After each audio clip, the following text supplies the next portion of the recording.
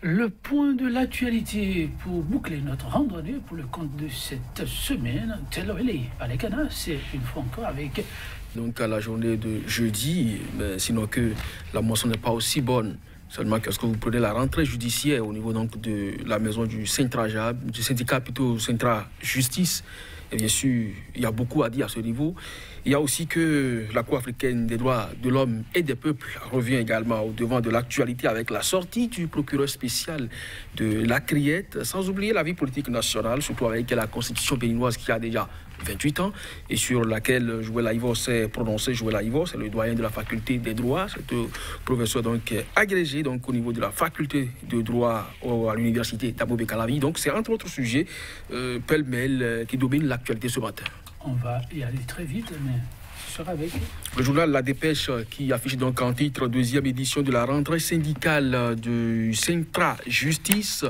Au chevet d'une justice alitée, l'implacable diagnostic qui met en évidence les pesanteurs de la rupture, ordonnance de la CADHP. Voici la preuve officielle de la transmission du document au gouvernement béninois et puis sauvegarde de l'environnement, les cocotiers désormais protégés en République du Bénin. Et parlant de Sébastien Germain à Javon, dans le dossier Criette, l'Audace Info nous informe que le verdict controversé rendu le 18 octobre 2018 par la Criette continue donc d'alimenter la polémique. Et là-dessus, le journal écrit que le phare rejette et dénonce d'ailleurs la condamnation de Adjavon, Bénin, justice, rentrée syndicale du Centra Justice, Kwasi Kakpo BC dénonce les exécutifs. Le nouvel observateur, suite à son verdict dans l'affaire Sébastien Germain Adjavon contre l'État béninois, la CADHP envoie confirmation de sa décision aux deux parties pugilat judiciaire entre le barreau béninois et la CADHP,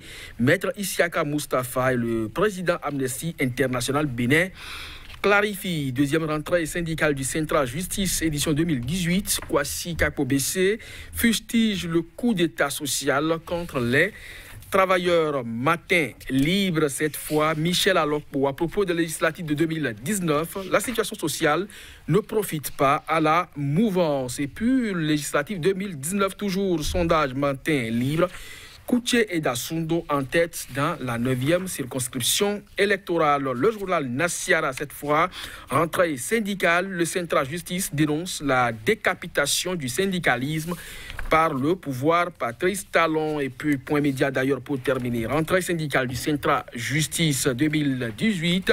Les réformes de la rupture dans le secteur passé au peigne fin. Donc l'intégralité du message d'ouverture du secrétaire général du Centra Justice. Et puis interview du constitutionnaliste Joël Aïvo. La constitution que nous exploitons aujourd'hui n'est pas celle que nous avons adoptée. Et puis procès ICC Service et consorts. Que faut-il en entendre, Joël Yetonchi? Merci à vous, Kodouri. Ah, maintenant, que de sujets, c'est vrai, la moisson pas si abondante, mais le contenu bien riche. Nous allons y aller avec la première une à nous présenter, la Dépêche, deuxième édition de la rentrée syndicale du Centra Justice, au chevet d'une justice alitée, affiche nos confrères de la Dépêche, l'implacable diagnostic qui met en évidence les pesanteurs de la rupture.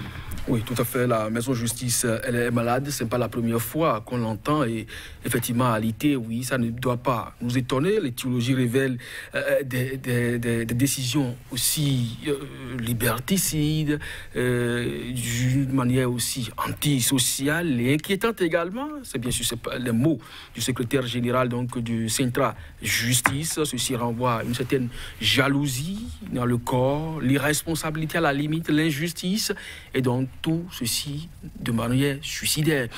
Ça voudra simplement dire que après l'UNAMAB, qui est donc allé en Assemblée Générale extraordinaire sans pouvoir véritablement prendre position, eh bien, le syndicat Justice aujourd'hui a donné donc de la voix et a constaté que la maison est véritablement malade.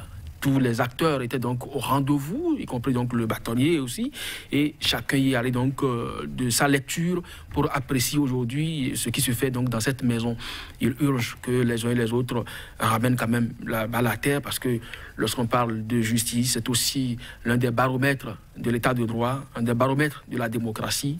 Et si les principaux acteurs en arrivent donc à ces plaintes, ça voudra simplement dire que les justiciables que nous sommes avons donc du pain sur la planche. C'est exact, heureux de savoir, à travers les images que nous renvoie la dépêche, que l'autorité judiciaire a su se faire représenter. Donc c'est à espérer que les conclusions issues de ces assises seront utilisées à bon escient. Encore de maintenant, nous restons avec la dépêche pour aborder un autre sujet. Ordonnance de la CADHP, il s'agit de la Cour africaine des droits de l'homme et du peuple. Voici la preuve officielle de la transmission du document au gouvernement béninois, parce que ça a jasé de part et d'autre, le gouvernement n'aurait pas reçu le dit document. Mais il y en a ceux qui ont intérêt à troubler ce dossier. On ne sait pas pourquoi. Dans sa sortie médiatique, le procureur spécial de la CRIET s'est prononcé sur ce dossier, estimant que la CRIET n'a pas reçu notification de cette décision de la Cour africaine des droits de l'homme et du peuple. C'est quand même curieux de savoir quand même que ce procureur se prononce ainsi sur ce dossier, puisque la CRIET n'est quand même pas partie prenante à ce procès. Il n'y a que l'État béninois et Sébastien Germain Adjavon qui soient cités donc devant la Cour africaine des droits de l'homme et du peuple. Et donc, en la matière, il revient donc à la Cour de notifier aussi bien à l'État béninois, représenté par ses avocats, et à Sébastien Adjavon, représenté également par ses avocats, sa décision, ce qui a d'ailleurs été fait le même jour où le verdict a été rendu. Alors, que la CRIET aujourd'hui, la Cour de répression des crimes économiques, se dit quand même concernée par ce dossier au point où elle veut que la Cour africaine lui notifie de façon spécifique sa décision. Moi, ça me paraît curieux et on veut savoir véritablement à quoi cela retourne, mais ayant forcément intérêt à ce qu'il y ait du flou autour. Mais de toutes les façons, une décision est rendue. Les parties prenantes donc à ce procès sont informées et chacun travaille de son côté. Oui, vivement que l'État reste un État légaliste. Que devient maintenant pour média pour passer à un autre dossier, lui aussi très sulfureux. Peut-être en saurons-nous un peu plus un de ces jours, sait-on jamais. Mais le procureur annonce que ça va être spectaculaire. Procès ici, service, point média. Que faut-il en entendre, affichent nos confrères à ce niveau? Rien de spécial, sinon la retransmission en direct. Maintenant, nous avons appris cela. Quelles sont les radios qui sont sélectionnées? Quels ont été les critères retenus pour que ces radios-là soient retenues pour donc retransmettre ce procès? La CRIET n'est pas d'ailleurs aussi à son premier procès, mais pourquoi c'est seulement le procès ICC Service qui sera retransmis sur les antennes des radios? C'est autant de préoccupations, et lorsque nous savons également que des mises en cause dans un procès bénéficient toujours de la présomption d'innocence jusqu'à leur inculpation définitive, lorsque des noms seront cités en public, et cela en direct sur les antennes des radios et des télévisions, et que demain, il s'avérerait que ce sont des innocents, comment la Cour compte-t-elle réparer ce tort? De toutes les façons, moi je n'attends rien. Je n'attends rien. Suspecter que ce soit un verdict avant procès, non. C'est juste pour la transparence. Le procureur l'a dit. Devoir de transparence, ça permet. Mais quand les avocats de Sébastien Germain Adjavon, Joël Etondi, vous étiez donc à ce procès aussi, on vous a interdit d'accès à la salle d'audience, alors que les procès de ce genre sont quand même des procès publics. Mais on vous a interdit quand même la salle d'accès à ce procès de Sébastien Adjavon. Mais pourquoi ce procès aussi attendu par le peuple béninois? 18 kg de cocaïne, Sébastien Adjavon a été cité dedans. Sébastien Adjavon, ce n'est pas un quidam tout de même. Mais pourquoi ce procès n'a pas été retransmis à la télévision, à la radio, comme la Cour aujourd'hui veut le faire? De toutes les façons, c'est une théâtralisation. Moi, je pense, pour certains, comme c'est de la théâtralisation on veut faire, on en a déjà assez entendu dans ce dossier. Il y a des personnalités au haut sommet de la République aujourd'hui qui avaient promis durant la campagne qu'une fois aux affaires, ils paieront en tout cas les spolier. Mais aujourd'hui, ils ne font rien. Et nous sommes à la veille des législatives. Nous apprenons dans les coulisses que de noms des personnalités, surtout aujourd'hui opposées aux actions du gouvernement, seront citées. Si ce n'est que ça, pour faire entendre donc à l'opinion publique nationale que, eh bien, nous travaillons pour vous, allons-y. Ça fait partie aussi de la maquette peut-être du mois de décembre. Qui sait-on? En tout cas, on attend de voir. Les autres diront wait and see. Quand vient maintenant quelques minutes, je vais vous laisser partir, messieurs. Une question aussi très préoccupante. Il s'agit de la loi fondamentale béninoise. Pour le média, revient là-dessus. 28 ans déjà de parcours. Interview accordée au constitutionnaliste qui n'est plus à présenter Joël Laïvo. Il déclare, je cite, la constitution que nous exploitons aujourd'hui n'est pas celle que nous avons adoptée. Fin de citation.